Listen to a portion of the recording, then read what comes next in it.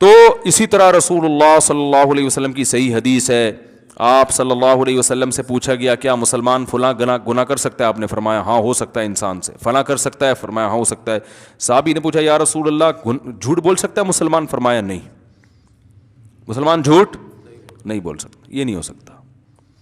مسلمان ہو اور جھوٹ بول دے تو کتنی بڑی بات ہے. ایک مرتبہ آپ صلی اللہ علیہ وسلم لیٹے ہوئے تھے اور آپ جذبات میں آ کے بیٹھ گئے، اور آپ صلی اللہ علیہ وسلم نے فرمایا 3 آدمی ایسے ہیں ثلاث لا یکلمہم اللہ یوم القیامہ ولا ینظر الیہم ولا یزکیہم ولہم عذاب علیم. 3 آدمی ایسے ہیں جن کی طرف اللہ کبھی نظر اٹھا کے قیامت میں نہیں دیکھے گا اور نہ ان کے گناہوں کو معاف کرے گا اور ان کے لیے دردناک عذاب ہے. جب یہ آپ نے یہ الفاظ کہے نا تو حضرت ابو ذر غفاری رضی اللہ تعالیٰ عنہ بیٹھے تھے. انہوں نے عرض کیا یا رسول اللہ خابوا وخسروا من ہم یا رسول اللہ، یہ تو تباہ ہو گئے، برباد ہو گئے. اتنی شدید وعیدیں آپ ان کو سنا رہے ہیں. 3 دفعہ آپ صلی اللہ علیہ وسلم نے اس کلام کو دہرایا ہے. تو آپ نے فرمایا المنان، ایک وہ شخص جو احسان کر کے جتلاتا ہے، ہر ایک کو بتاتا رہتا ہے یہ میں نے، وہ اس کو ذلیل کرتا ہے لوگوں کے سامنے. دوسرا والمسبل ازارہ، اپنے ازار یا شلوار کو ٹخنوں سے نیچے لٹکانے والا. اور تیسرا المنفق سلعتہ بالحلف الکاذب، جھوٹی قسم کے ذریعے اپنا مال بیچتا ہو. تاجروں میں دیکھو کیسے جھوٹی قسمیں اٹھا رہے ہوتے ہیں. اللہ کی قسم، یہ جاپان کا، اللہ کی قسم میں نے اس قیمت پہ لیا یہ. اب آپ کو کوئی بیچ رہا ہوں گا نا کوئی چیز، آپ کو لگے گا یہ مہنگی ہے، تو خدا کی قسم ہم نے تو اس ریٹ پہ اٹھائی ہے، یہ آپ کو کیسے مہنگی دیں گے؟ جھوٹی قسمیں اٹھا رہے ہوتے ہیں. کتنی بڑی شدید وعید ہے جھوٹی قسم اٹھانے پر. تو کردار کا پتہ کن چیزوں سے چلتا ہے بھائی؟ امانت سے، کہ آپ پیسوں کے معاملے میں کیا ہوں؟ 1 نمبر ہوں. اور دوسرا ہاں جہاں شریعت نے جھوٹ بولنے کی اجازت دی ہے وہاں جائز ہے جھوٹ بولنا. بعض دفعہ جھوٹ بولنا صرف جائز نہیں واجب ہو جاتا ہے اپنی جان بچانے کے لیے. اسی طرح حدیث میں آتا ہے آپ صلی اللہ علیہ وسلم نے فرمایا لیس الکذاب الذی یکذب لیصلح بین الناس، وہ شخص جھوٹا نہیں ہے جو لوگوں میں جوڑ پیدا کرنے کے لیے جھوٹ بولتا ہے. جمہور کا مذہب تو یہ ہے کہ جوڑ پیدا کرنے کے لیے صریح جھوٹ بولنا جائز ہے. امام ابو حنیفہ کا مذہب یہ ہے کہ یہاں صریح جھوٹ مراد نہیں ہے بلکہ توریہ مراد ہے. توریہ کا مطلب ہوتا ہے آپ جو بات کہہ رہے ہو سامنے والا اس کا مطلب کچھ اور سمجھے اور آپ کی نیت کچھ اور کی، اور لفظ میں ان دونوں معنوں کا احتمال بھی ہو. امام ابو حنیفہ کی دلیل کیا ہے کہ بھئی حدیث میں تو جھوٹ کے الفاظ ہیں تو آپ یہ تعویل کیوں کر رہے ہو کہ صریح جھوٹ مراد نہیں ہے؟ 2 دلیلیں ہیں. آپ کو امام ابو حنیفہ کا جو قول ہے نا پہلی نظر میں حدیث کے خلاف لگے گا، لیکن جب آپ گہرائی میں جاؤ گے نا امام حنیفہ کبھی ایک حدیث دیکھ کے فیصلہ نہیں کرتے.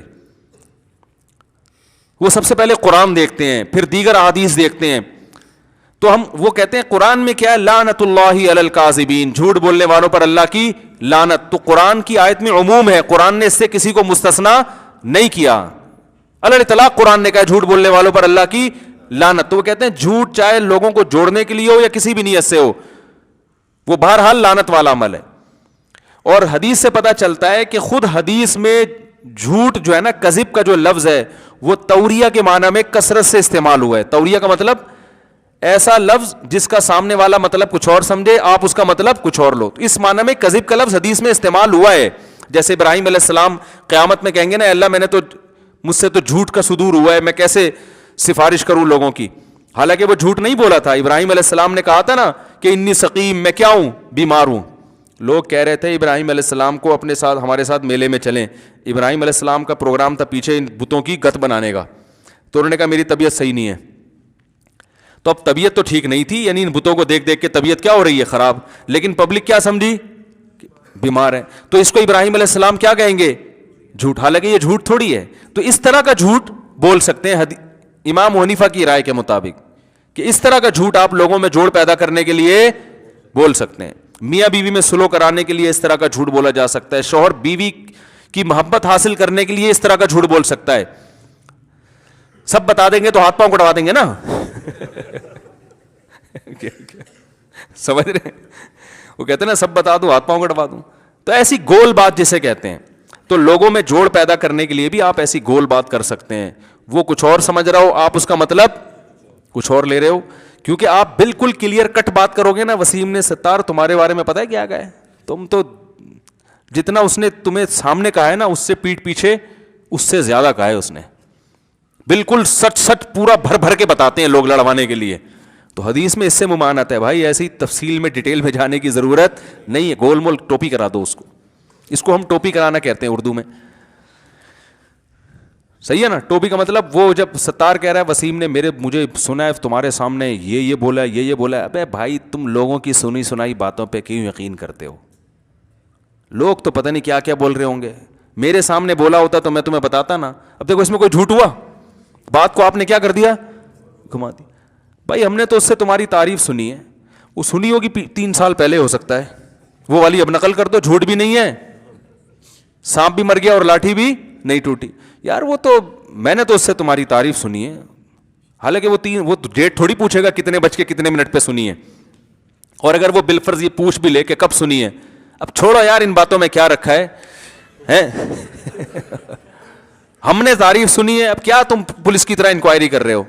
اور یہ جو باتیں کی ہے نا اس نے میرے سامنے, تو لوگوں کی باتیں ہیں بھائی, لوگوں کی باتوں میں مت آؤ. اگر میرے سامنے کی ہوتی تو میں تمہیں بتا دیتا.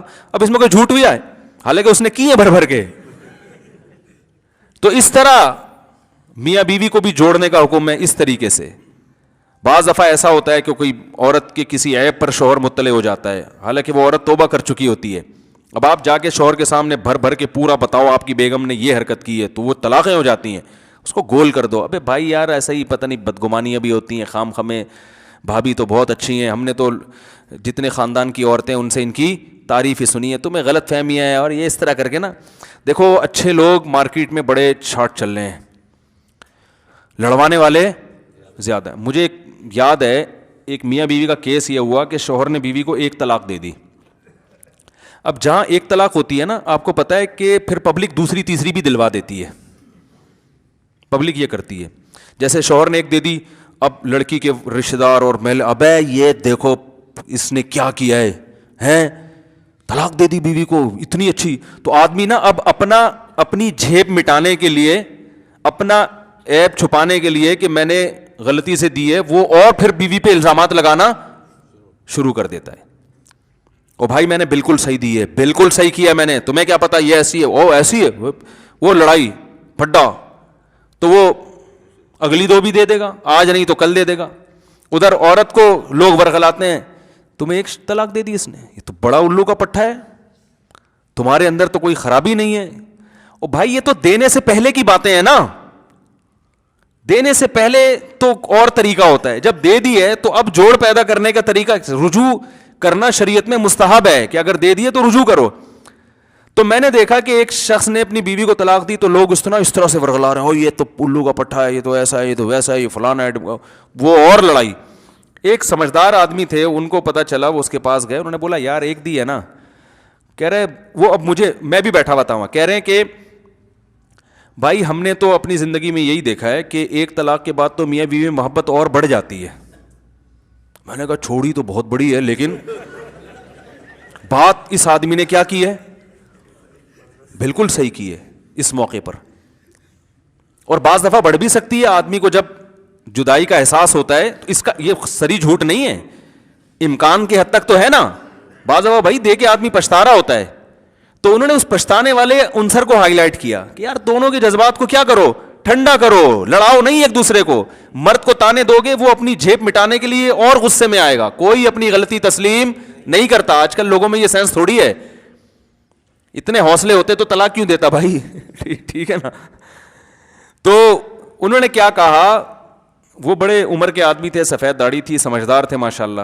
تو انہوں نے کہا یار دی تو 1 طلاق تو 1 ہی دی ہے نا, کہ 3 تو نہیں دی ہیں. تو 1 طلاق کے بعد تو ہم نے تو یہی دیکھا ہے کہ جنرلی ایسا ہی ہوتا ہے کہ محبت کم ہونے کے بجائے بڑھ جاتی ہے. تو بیٹھو ابھی کرتے ہیں اس مسئلے, اتنا بڑا مسئلہ نہیں ہے یار, یہ تو اور اچھی زندگی اب انشاءاللہ گزرے گی تم دونوں کی. تمہیں بھی احساس ہو گیا, کوئی مسئلہ نہیں. عورت کو بھی یہی کہا انہوں نے. میں نے کہا یار درجنوں لوگ اس کیس میں دیکھے, خاندانی ماشاءاللہ 1 آدمی دیکھا ہے. تو یہ مطلب ہے حدیث کا کہ جھوٹ بولتا ہے لوگوں کو جوڑنے کے لیے. تو آپ نے فرمایا ایسا شخص اللہ کے ہاں جھوٹا شمار نہیں ہوگا. تو حدیث کا مطلب ہے ایسا تو سچوں سے کروڑا گنا سچا ہے. اب ایسے موقع پہ آپ سچ بول رہے ہو آ کے. ایک دی ہے وسیم نے, ایک دی تھی, اس کے بعد اگلی 2 بھی اگلے دن ہی دے دی تھی, کیونکہ جب ایک دیتا ہے نا تو بیوی کے دل میں ایسی نفرت بیٹھتی ہے. پھر ہمارا تجربہ یہ ہے کہ دوبارہ پھر آپس میں جوڑ ہوتا نہیں ہے. پھر ایک دفعہ جب طلاق دیتا ہے تو طلاق ہلکی ہو جاتی ہے زبان پہ, پھر بار بار دیتا ہے.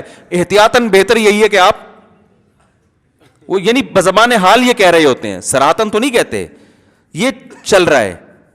تو اپنے ارد گرد نا اپنے خیر خواہوں کو اور اپنے بدخواہوں کو پہچاننے کی کوشش کرنی چاہیے. ہر چیز ہر ایک کے سامنے بیان کرنے کی نہیں ہوتی. خیر خواہ لوگ مارکیٹ میں تھوڑے ہوتے ہیں, بنتے زیادہ ہیں. مارکیٹ میں یہ شو کرنے والے کہ ہم آپ کے خیر خواہ ہیں, شو کرنے والے زیادہ نظر آئیں گے. حقیقی معنوں میں جو آپ کے خیر خواہ ہیں وہ مارکیٹ میں شارٹ ہوں گے. وہ اس طرح کے ہوں گے جو ہلکا, اب یار یہ کیا ہو گیا, کوئی بات نہیں. اور میں تو آگے بڑھ کے کہتا ہوں, اللہ نہ کرے اگر 3 بھی ہو جائیں نا, اللہ نہ کرے 3 بھی ہو جائیں تو اب تو ہو گئی نا, اب ریورس تھوڑی ہو سکتے ہیں. اب بجائے لڑوانے کے, چاقو چھرے نکلوانے کے, اب جو دے دیے, دینے سے پہلے تو چترول لگاؤ اس کے. میں تو کہتا ہوں یہ نوجوان لوگ بات بات پہ طلاق کی دھمکیاں دیتے ہیں, باپ کی ذمہ داری اپنے بیٹے کی کٹ لگا دے کسی دن کہ تو کچھ اور بات کر لیا کر, تو یہ بات بات پہ دھمکیاں بھی دیتا ہے.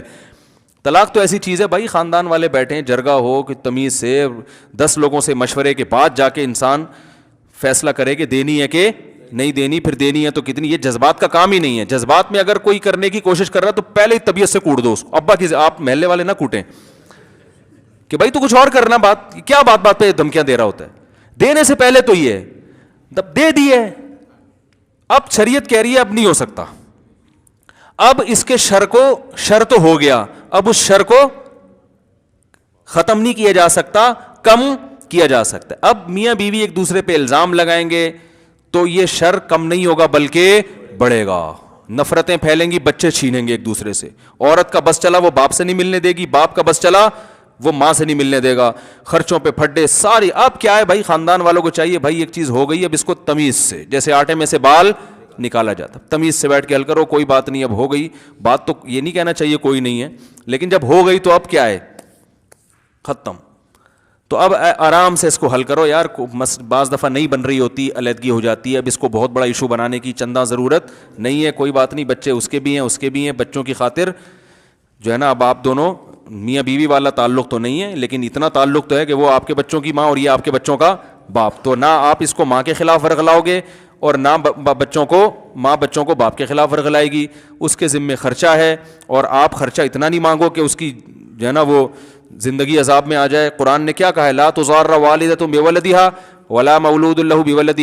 نہ بچے کی وجہ سے باپ کو نقصان پہنچایا جائے اور نہ بچے کی وجہ سے ماں کو. دونوں سے ملنے سے روکا بھی نہیں جائے گا. اور جو شریعت کے احکام ہے بھائی, کسی کو ثالث بنا کے تمیز سے محبت سے فیصلہ کر لیتے ہیں. جن لوگوں نے بھی ایسا کیا ہے نا وہ خوش ہیں, ان کے بچے طلاق کے باوجود بہت اچھی طرح سے پلے بڑھے ہیں. اور جنہوں نے ایسا نہیں کیا نا وہ عذاب میں آئے ہیں. بعض دفعہ ماں بچوں کو چھین کے لے جاتی ہے, لیکن بچے پھر یاد رکھو ماں کے بھی نہیں رہتے, کیونکہ باپ کا سایہ محروم کر دیا نا, وہ بچہ نہ باپ کا رہا نہ ماں کا رہا. اور اگر باپ لے گیا تو ماں کی ممتا سے باپ کے خلاف دل میں ان کے جذبات پیدا ماں کے خلاف جذبات یعنی باپ کے خلاف جذبات پیدا ہوتے ہیں ان کے دل میں. تو رسول اللہ صلی اللہ علیہ وسلم نے ایسے موقع پہ جھوٹ بولنے کی اجازت دی ہے. لیکن یہاں جھوٹ سے مراد کیا ہے, گھما کے کچھ ایسا کر آ کے کہ اس ایسے پہلو کو اجاگر کیا جائے جس میں جوڑ کا عنصر, بولو نا بھائی, زیادہ ہو. ہم پتہ ہے کیا کر رہے ہیں, الٹا کام کر رہے ہیں, ہر ایک کو لڑوا رہے ہیں. اور سچ بول کے لڑوا رہے ہوتے تو بھی گناہ ہوتا, جھوٹ بول کے لڑوا رہے ہیں. فیس بک پہ آپ دیکھ لو کیا طوفان بدتمیزی, کسی پہ فحش الزام لگا دو, کسی پہ چوری کا الزام لگا دو, کسی پہ فلاں الزام لگا دو, کسی پہ کرپشن کا لگا دو, کسی کی بیٹی کو برا بلا کہہ دو, یہ فلاں نہیں کی ہے فلانا, کوئی تحقیق نہیں, جھوٹ بول بول کے لوگوں کی عزتیں اچھالی جا رہی ہیں. تو بھائی آخرت کا خوف ہوگا تو پھر معاملات حل ہوں گے. تو اللہ نے فرمایا وَلَا تُطِعْ كُلَّ حَلَّافٍ, جھوٹ بولنے والوں کو فالو مت کرو. تو حلاف میں نے بتایا نا, قرآن جب برائی کو ہائی لائٹ کرتا ہے تو اعلیٰ درجے کی, تو ایک تو صرف جھوٹ ہے, ایک قسم کھا کے جھوٹ ہے, تو یہ اور بڑا جھوٹا ہے نا. تو اس لیے قرآن نے کہا جو جھوٹی قسمیں اٹھاتے ہیں, جھوٹ بول کے معاشرے میں فساد پیدا کرتے ہیں, ان لوگوں کے پیچھے مت کرو, اس صفت میں ان کی اتباع مت کرو. یہ ایک صفت ہوئی ہے, اگلے بیان میں پھر انشاءاللہ آگے چلیں گے.